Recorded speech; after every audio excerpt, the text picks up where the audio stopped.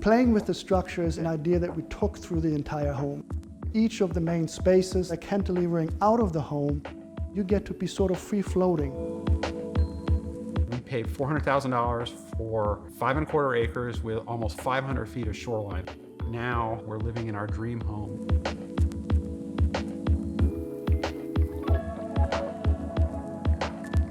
The homeowners asked me to design a home that they can grow old in. We wanted this to be an age-in-place house. And so that to us said that we wanted it to be on one floor, the main living space. But then how do we create these views and the sense of the landscape for the main living areas? It started with my involvement with a museum in Uptown Charlotte called the Bechtler Museum of Modern Art. It was a lovely cantilever design. I had to learn the word. It meant that it looked like you were flying, that kind of suspended in midair. The building was a Mario Boda building, famous architect. He certainly used these cantilevers and these expressive volumes in the museum. And so we brought some of that language here as well. Having these cantilevers stick out here allows you to come in, be here, be in midair, and experience the nature around us. I remember when Toby first presented the very first hand-drawn outline of what the house would look like, and he drew the music room with a heart as the piano. Let me take you into the heart of the home. It is really designed for the baby grand piano right at its center. You can see the bookshelves here, how they kind of pop out here and pop back in, just like when you play the piano and you push them in and they come out.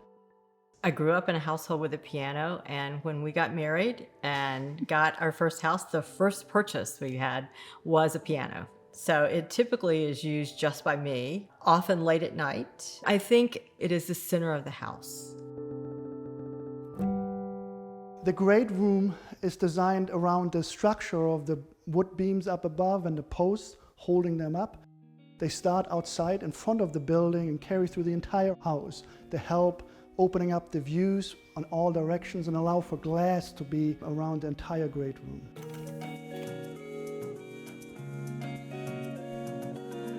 We are on the terrace outside, which is in entirety floating in midair.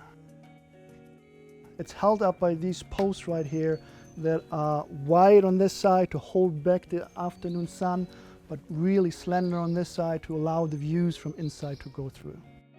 This is one type of cantilever held up by the post and beam structure. Over here is the studio office. It is held up by these poles, which the clients later lovingly call the chopsticks. They start on the ground, pierce through the space inside, and pop out on the top. As we're transitioning from the great room to the studio space, we're going through this tighter but light-filled hallway. The floor is different from the living room and from the studio, but we kept them all perfectly on one level. The reason behind that is so that in later years, this becomes wheelchair accessible.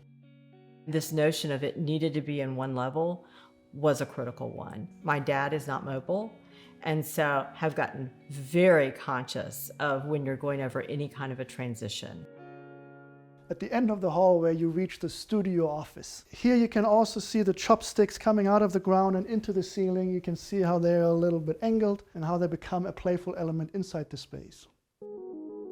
My office adjoins the house, but it's in its own little building in some ways. And it's always very cool that I can walk out into my breezeway and look across and be seeing the foyer from the other side. This courtyard is designed around each of the building blocks that create the interior spaces. The shape of the pool really came from the building around it, and so it has the same layout and arrangement as the building itself.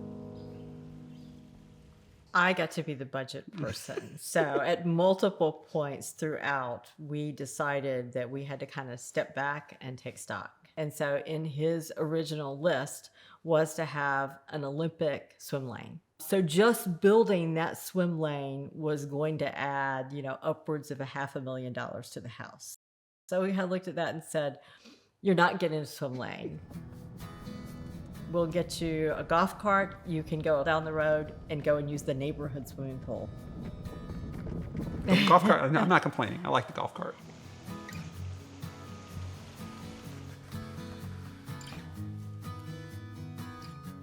Here we are right back into the great room with the kitchen on this side, the dining table, as well as the couch area over here. When we looked at our current home, we realized that we were living in not only a small fraction of the house, but the places we were living in were probably the smallest, tightest spaces. And so it was this idea of wanting to meld the spaces that we spent most of our time in. One benefit of having these different areas in one great space is that the technology can work hand in hand as well. In the kitchen cabinetry behind me is actually a projector that comes out and projects onto a screen that comes from the ceiling in front of the glass towards the lake. The cabinetry of the kitchen helps in making this space of this cantilever flow right into another cantilever, which is the primary bedroom. The primary bedroom area is really defined by two separate spaces. We wanted to have a separation between the sleeping area and the sitting area because we kind of sleep and work different hours. And so we wanted to have it where one could go to bed and the other one could stay up. Behind these sliding panels, we're also hiding this cut-through. And it takes you down this hallway, laundry room, elevator, but back right into the heart of the home, the music room, and the great room beyond. The budget that we had given Toby was $2 million to start with. And we missed that a little bit. It was above the number, as you might guess. You're never below. The house was more complicated, and so there were more things that needed to be resolved as we went along. We've been in the house about a year now, and every once in a while, every couple of days, we stop and just take notice of something that we hadn't seen before.